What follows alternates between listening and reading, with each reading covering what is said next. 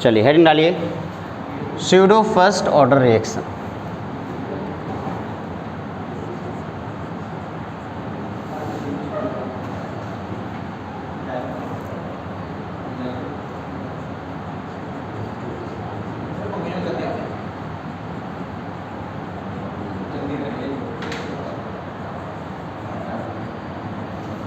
Pseudo first order reaction, ये आपका आज का लेक्चर होगा। लिखेंगे, देखो होता क्या है कि ऑर्डर ऑफ रिएक्शन मैंने आपको लास्ट क्लास में पढ़ाया था। क्या था ऑर्डर ऑफ रिएक्शन? जब भी कभी रेट लॉ लिखते थे तो रेट लॉ में रिएक्टेंट के कॉन्सेंट्रेशन की एक पावर होती थी, उसी पावर को हम ऑर्डर ऑफ रिएक्शन बोलते थे। Zero order reaction, first order reaction and second order reaction के बारे में हम लोगों ने डिस्कशन किया था, ठीक है। तो आज के लेक्चर में हम लोग स्यूडो फर्स्ट ऑर्डर रिएक्शन के बारे में डिस्कशन कर रहे हैं। स्यूडो वर्ड का मतलब क्या हुआ? फॉल्स, यानी कि फर्स्ट ऑर्डर रिएक्शन है नहीं बट लगता है कि फर्स्ट ऑर्डर रिएक्शन, या फिर आप कह सकते हैं ये लगता नहीं फर्स्ट ऑर्डर रिएक्शन बट है फर्स्ट ऑर्डर रिएक्शन। यानी कि कभी कभी कुछ रिएक्शंस को देखने में, कुछ रिएक्टेंट को और प्रोडक्ट को देखने में या कोई रिएक्शन देखने पर आपको लगेगा ये सेकेंड ऑर्डर रिएक्शन है बट वो होगा फर्स्ट ऑर्डर रिएक्शन। अब मान लीजिए कोई एलिमेंट्री रिएक्शन है, तो एलिमेंट्री रिएक्शन में बेसिकली आप आराम से देख करके, रिएक्टेंट को देख करके उसे स्टाइकोमेट्रिक कोफिशिएंट को ऑर्डर मान लेते थे विद रिस्पेक्ट टू रिएक्टेंट, ये होता था। कॉम्प्लेक्स रिएक्शन में ऐसा काम आप नहीं कर पाते थे, लेकिन आप एलिमेंट्री रिएक्शन के लिए तो कर सकते थे ना। तो अगर मान लीजिए मैंने एक एलिमेंट्री रिएक्शन लिखा कुछ इस तरीके से, A + B गिव्स AB, मैंने एक एलिमेंट्री रिएक्शन ऐसे लिख दिया। इस रिएक्शन, ये एक एलिमेंट्री रिएक्शन है, यानी कि एक वन सिंगल स्टेप में ये रिएक्शन कंप्लीट हो रहा है। इसको देखकर आप सीधे रेट लिख सकते हैं, rate this is equal to K A⁻1 and B⁻1। क्या ऐसा डायरेक्ट लिख दोगे? इसको देखने से आपको क्या लग रहा है? ए की first order reaction with respect to A and also first order reaction with respect to B, है ना। ए के रिस्पेक्ट में फर्स्ट ऑर्डर रिएक्शन है, बी के रिस्पेक्ट में फर्स्ट ऑर्डर रिएक्शन है। ओवरऑल रिएक्शन कितना होगा? सेकेंड ऑर्डर रिएक्शन का। लेकिन ऐसा होता नहीं, ऐसा लगता है कि सेकेंड ऑर्डर रिएक्शन है बट ऐसा होता नहीं है।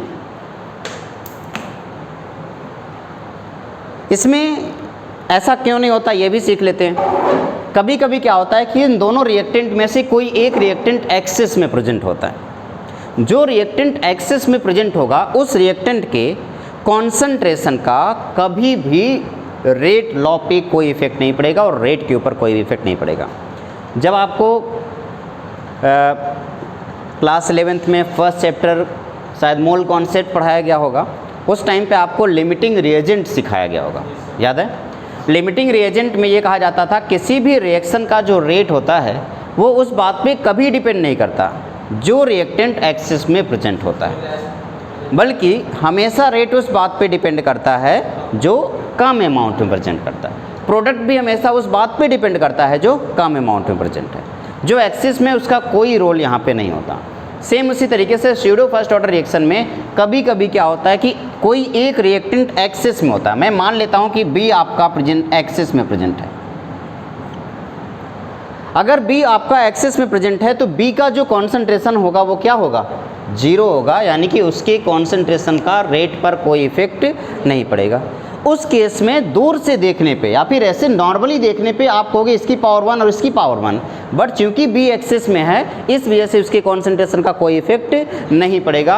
और इस केस में रिएक्शन बाई मॉलिक्यूलर तो होगा, इसकी मॉलिक्यूलरिटी तो 2 होगी, बट अगर रिएक्शन के रेट की बात करोगे तो रिएक्शन का रेट सिर्फ किस बात पर डिपेंड करेगा? कॉन्सेंट्रेशन ऑफ ए। उस टाइम पे वो कॉन्सेंट्रेशन ऑफ बी के इंडिपेंडेंट होगा। तो देखने में तो ये सेकेंड ऑर्डर का लग रहा है, लेकिन ये क्या है? जब एक्सपेरिमेंट से आप देखोगे तो ये फर्स्ट ऑर्डर रिएक्शन होगा। उसका मेन रीजन क्या है? किसी एक रिएक्टेंट का एक्सिस में प्रेजेंट होना, ये इसका मेन रीजन है। लिखेंगे स्यूडो फर्स्ट ऑर्डर रिएक्शन में लिखें, if any reaction which are bimolecular, इसकी मॉलिक्यूलरिटी 2 है, ऑर्डर 1 है। If any reaction which are bimolecular and one reactant present in excess and one reactant present in excess, then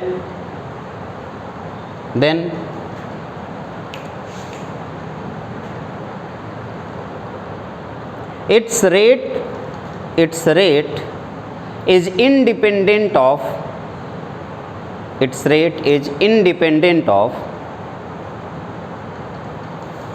concentration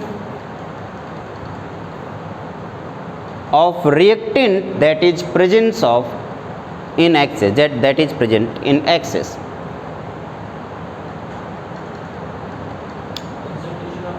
Reactant that is present in excess, जो access में present होता है उस reaction के concentration का, उस reactant के concentration का रेट के ऊपर कोई इफेक्ट नहीं पड़ता। Next point, molecularity of such type of reaction is 2. Molecularity of such type of reaction is 2, but overall order of reaction is 1. But overall order of reaction is 1.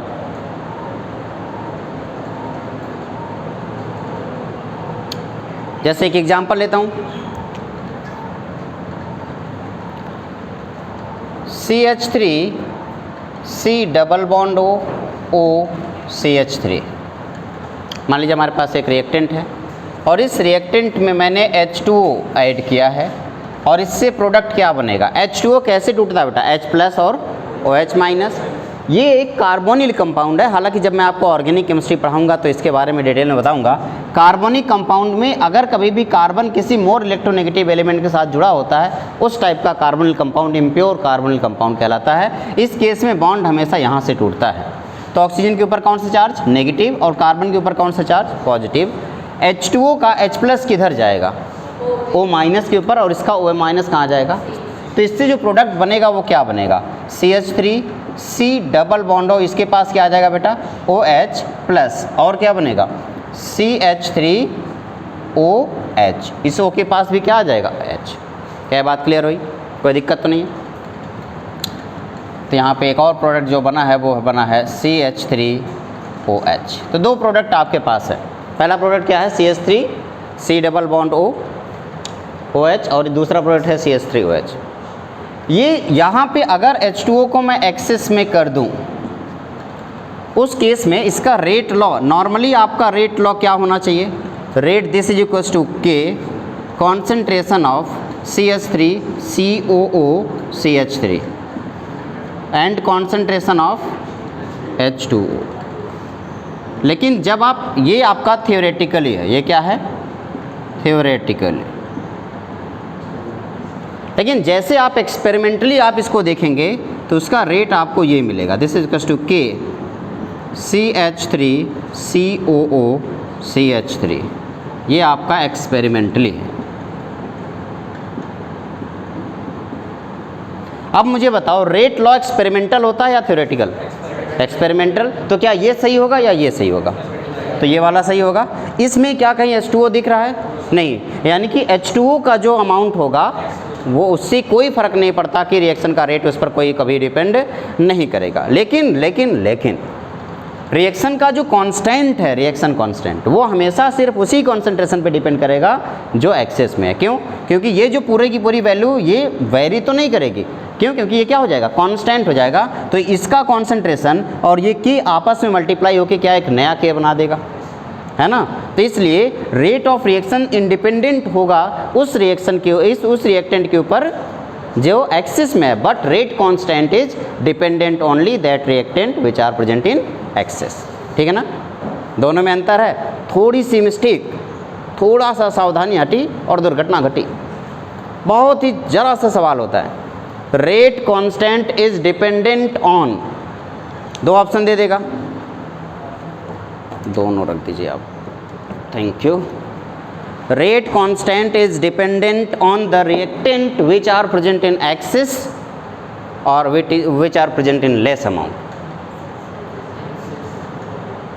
फिर से बोलो, rate of reaction is depend only on the concentration of that reactant which are present in excess or less amount, less amount. लेकिन अगर यहीं rate of reaction के बजाय rate constant बोल देता तो एक्सेस हो जाता। बहुत जरा सा अंतर है और दोनों में आंसर बदल जाएगा।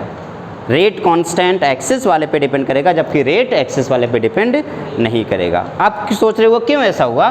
क्योंकि जो रेट कांस्टेंट है ये तो कांस्टेंट ही है ना, अगर इस पे डिपेंड नहीं करा तो इसका एक्टिव मास तो कुछ होगा कि वाटर का एक्टिव मास हमेशा 55.55 होता है, तो इसका तो एक्टिव मास कांस्टेंट होगा ना। तो ये कांस्टेंट और एक नया कांस्टेंट मिलके एक तीसरा कांस्टेंट बना देगा के डैश। यस सुनो, ठीक है। तो आप यहाँ पे एक नोट पॉइंट लिखेंगे,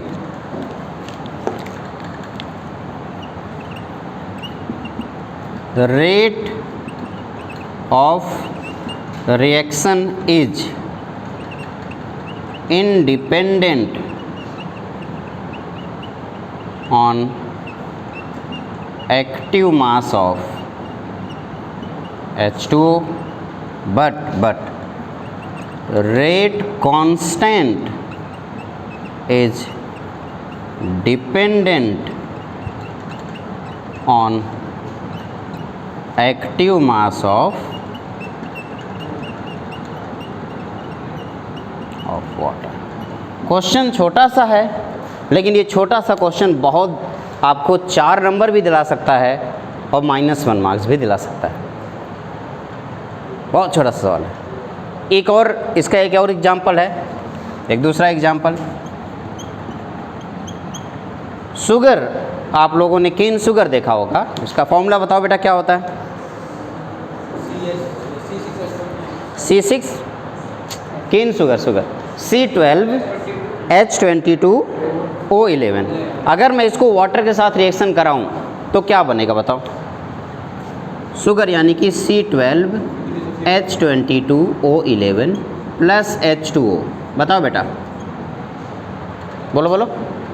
अरे यार शुगर को कभी पानी में नहीं डाला क्या बनता है? ग्लूकोज एंड फ्रक्टोज, बचपन से पढ़ाया गया ये। C6H12O6 प्लस C6H12O6, एक ग्लूकोज है और दूसरा, हालांकि दोनों का कॉन्सेंट्रेट, दोनों का मॉलिक्यूलर फार्मूला सेम है। तो एक है आपका ग्लूकोज और दूसरा है फ्रक्टोज। तो एक ग्लूकोज हो गया, दूसरा फ्रक्टोज हो गया, ये क्या हो गया? ये है आपका शुगर। तो अगर इस केस में भी H2O का अमाउंट पर, H2O के कॉन्सेंट्रेशन पे इसका रेट डिपेंड नहीं करेगा। तो इसके लिए रेट अगर लिखना चाहोगे तो क्या लिखोगे? बताओ बेटा, रेट क्या लिखोगे? के कॉन्सेंट्रेशन ऑफ C12H22। मॉलिक्यूलरिटी, इस वाले रिएक्शन के मॉलिक्यूल, दोनों के रिएक्शन की मॉलिक्यूलरिटी बता दो। दोनों की मॉलिक्यूलरिटी 2 है बट ऑर्डर दोनों का 1 है। एक्सपेरिमेंट से ऑर्डर 1 निकल गया लेकिन थ्योरेटिकली ऑर्डर 2 नज़र आ रहा था, इसीलिए इसको हम स्यूडो फर्स्ट ऑर्डर रिएक्शन बोलते हैं। क्या ये बात क्लियर हुई? तो pseudo first order reaction clear हो गया ना। फिर से एक बार बताओ, स्यूडो फर्स्ट ऑर्डर रिएक्शन में रिएक्शन का रेट कभी भी उस रिएक्टेंट पे डिपेंड नहीं करता जो एक्सेस में प्रेजेंट होता, सच एज वाटर। जैसे शुगर के इन्वर्जन में आपने देखा कि शुगर को वाटर के साथ रिएक्शन करके ग्लूकोज और फ्रक्टोज बनाते हैं, बट इसमें जो हमारा रेट होगा वो सिर्फ और सिर्फ शुगर के कॉन्सेंट्रेशन पे डिपेंड करेगा, कभी भी वाटर के कॉन्सेंट्रेशन पे डिपेंड नहीं करेगा। क्या बात क्लियर हो गई? कोई दिक्कत नहीं है ना? गुड, नोट करें इसे।